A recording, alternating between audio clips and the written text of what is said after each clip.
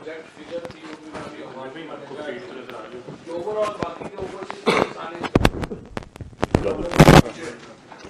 $30 billion $30 billion سے زیادہ remittances جو ہیں وہ پاکستان میں.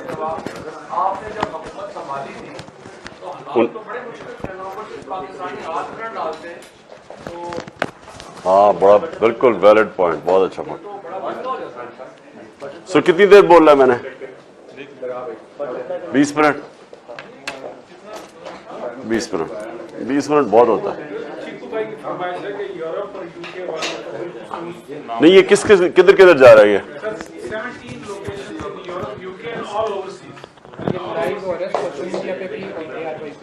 نہیں لیکن یہ سر کون کون سے ملکوں میں جا رہا ہے مجھے تو یہ پتا چلا.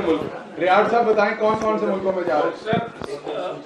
جو physically people who are present in London میں 2 لوکیشنز ہیں, لندن سٹی میں, Birmingham, Manchester, Glasgow, Dublin, Paris, Denmark, Oslo. اچھا آسٹریا.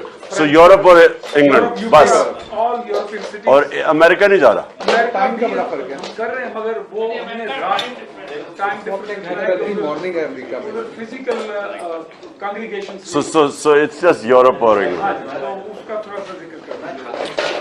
یورپ اور یو کے نمبر 1 سر. ایک میں جس طرح کہہ رہا ہوں جب آپ $30 بلین بولنا ہوگا تو ہمیں پرابلم آتی ہے. دوسرا سر اس میں یہ جو انہوں نے آتے ہی کس طرح سے مس یوز کیا ہے یہ راسمی لاز کو, یہ یہاں پہ ضرور ہم نے کہنا ہے یورپ میں اور اس میں کہ جو مس یوز ہوا ہے ہیومن رائٹس کا. پھر ابھی جس طریقے سے جو آج ڈپینڈ ہے اس کی جو اریسٹس ہو رہی ہیں یا جو جس طرح کی ہائی ہینڈیڈنس انہوں نے کی ہے, میڈیا کریک ڈاؤن جو انہوں نے کیا ہے وہ امپورٹنٹ ہے کیونکہ یہ مین ہیومن رائٹس ایشوز ہے. کے اوپر رسپانس جو ہے گڈ, اس کو ری انفورس کرتے ہیں. عمر صاحب کہہ رہے ہیں کہ نامنظور کو آپ نے ایک دفعہ اپیل کرنی ہے سارے کے لیے ریسورسز چاہیے جو ہماری, بیکاز وہ پلیٹو ہو گیا, اٹ از ناؤ فلیٹنڈ. اس میں سر یہ امپورٹنٹ ہے جو آپ پہلے بھی ریٹریٹ کرتے ہیں کہ ہم تو